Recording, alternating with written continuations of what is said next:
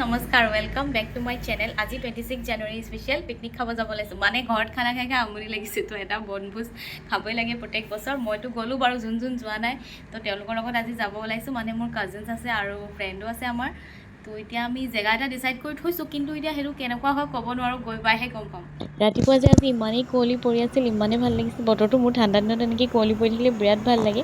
আজি Republic day যিহেতু, আৰু ভাবিলোঁ আজি স্পেচিয়েল কিবা এটা বনাওঁ। চেণ্ডউইচ বনালোঁ ট্ৰাই কালাৰ। কেনেকৈ বনাইছোঁ মোৰ ইনষ্টা চেনেলত ভিডিঅ'টো পাই যাব, যদি লাগে চাই ল'ব। তাৰপিছত খাই বৈ আমি ওলাই গ'লোঁ আৰু যোৰহাট ISBTৰ ওচৰত এজনক পিক আপ কৰিব আছিলে। আমাৰ পিকনিকৰ চবতকৈ এয়া লেট মানুহ হা, বহুত দূৰৰ পৰা আহিছে কাজিৰঙাৰ পৰা। বেচেৰা বহুত কষ্ট কৰি আমাৰ পিকনিকত জইন কৰিছে। তাৰপিছত আমি গাড়ীত বস্তু বাহিনী উঠাই আমি নিজেও উঠি গ'লোঁ। আমাৰ অলমষ্ট যাওঁতে 10:30 11টা বাজি গ'ল।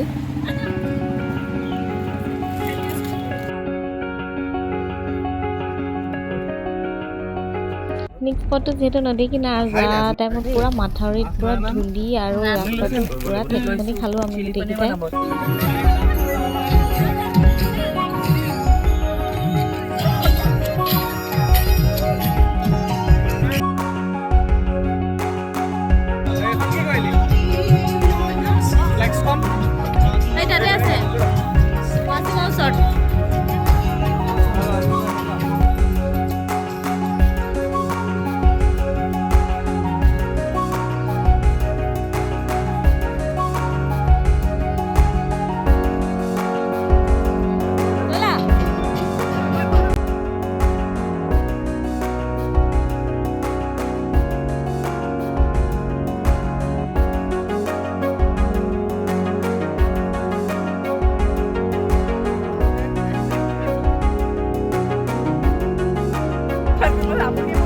কাশিমা মজা লাগিছে।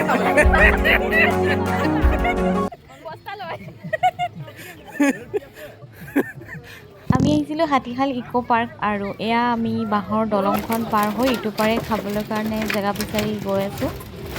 মিষ্টাৰ ৱাজিদুৰে বহুত কষ্টত পানী বটল এটা নিছে।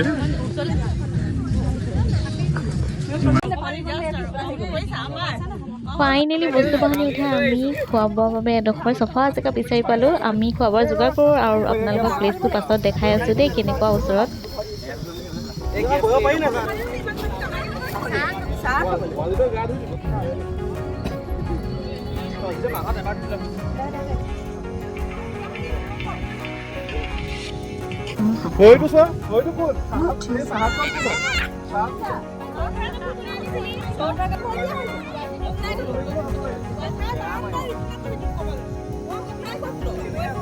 পিকনিকত সকলোবোৰ পাৰফেক্ট হ'লে কেনেকৈ হ'ব নহয় জানো। এতিয়া আমি চৰধৰা কাপোৰ আৰু চাকনি আনিব পাহৰিলোঁ, তো এইবোৰ শ্বপিং মাৰ্টত দিয়া বেগবোৰ ফালি আমি যোগাৰ কৰি আছোঁ, আৰু এয়া হৈছে এপ্ৰন লগাই। এয়া হৈছে আমাৰ কিউট লিটল ভাগিন নাইৰা। তাই পুৰাই এনজয় কৰিছে তাইৰ ফাৰ্ষ্ট পিকনিক।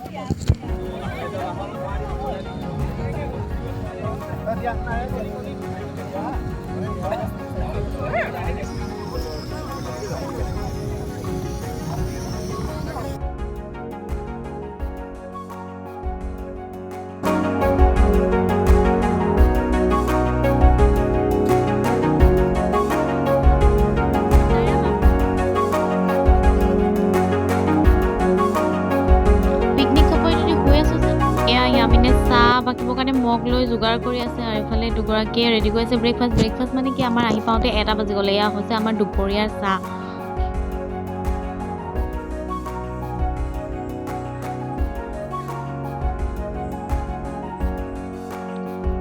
চাহৰ লগত আছিলে পেটিছ, এগ বইল আৰু চিপছ, এইবিলাকে আৰু।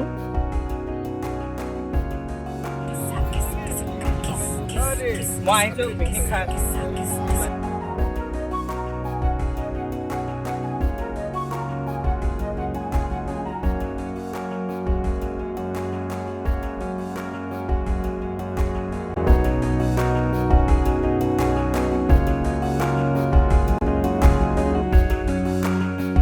চাহ তাহ খাই সোনকালে আমি দুপৰীয়া লাঞ্চৰ কাৰণে ৰেডি কৰিবলৈ আলু পিঁয়াজ ক'ত কি আছে চব কাটিবলৈ চবেই বহি গ'লোঁ, কাৰণ ইমানেই আমাৰ দেৰি হৈছিল। 1:30 অলৰেডি বাজি গৈছিল।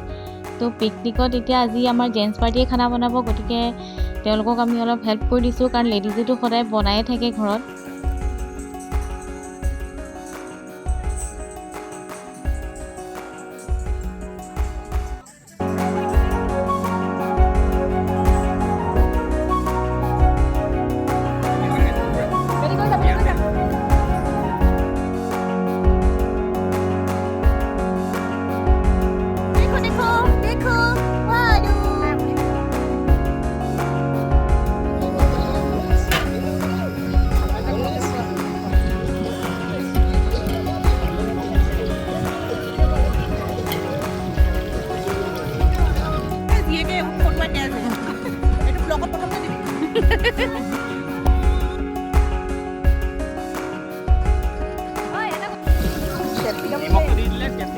এইফালে চিলি পনীৰ বনাই আছে আৰু ৰেচিপিও দি আছে দেই লগতে।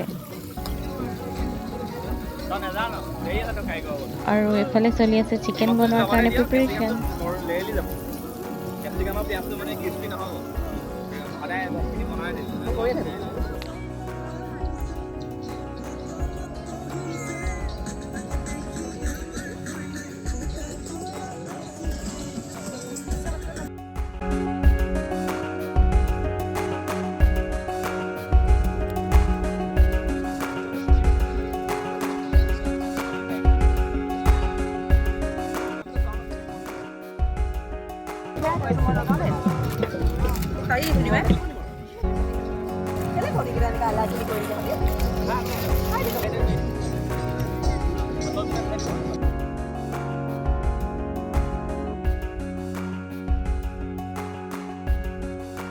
ইফালে কি বনিছে, এইফালে বনি আছে চিকেন ফ্ৰাই, অলপ অলপ ৰেডি হৈ গ'ল।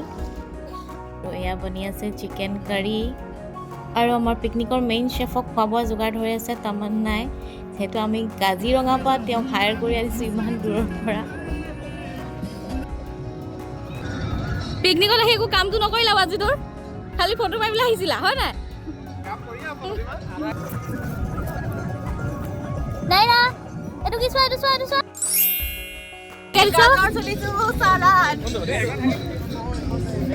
এইফালে বনি আছে চালাড, আৰু এইফালে ৰেডি হৈ গ'ল চিকেন কাৰী, আৰু এইফালে বনি আছে ভাত। একদম সঁচা কথা, আজি মই একো নাই বনোৱা আৰু চবকে হেল্প কৰিলোঁ আৰু আৰামত খাম আজি। এনেকৈ আমি জাবৰবোৰ জ্বলাই থৈ আহিছোঁ। চবতে ৰিকুৱেষ্ট থাকিল তেওঁলোকেও যাতে সেইটোৱে কৰে। চিব নাজানিলেও পিকনিকত অকণমান নানাচিলে মনটো ভাল নালাগে। চ' খোৱা বোৱা ৰেডি কৰি আমি চবে অকণমান নাচি ল'লোঁ।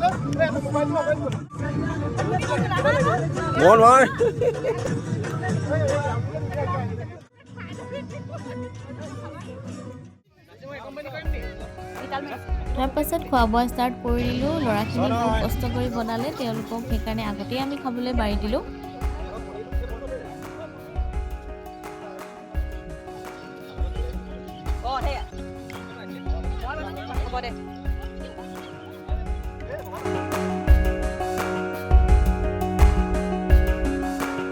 এয়া আছিল আমাৰ পিকনিকৰ খানা, chicken curry, chicken fry, paneer, salad.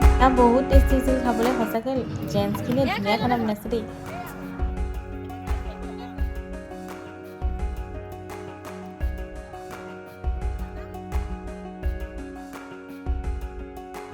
কেনেকুৱা হৈছে খানা?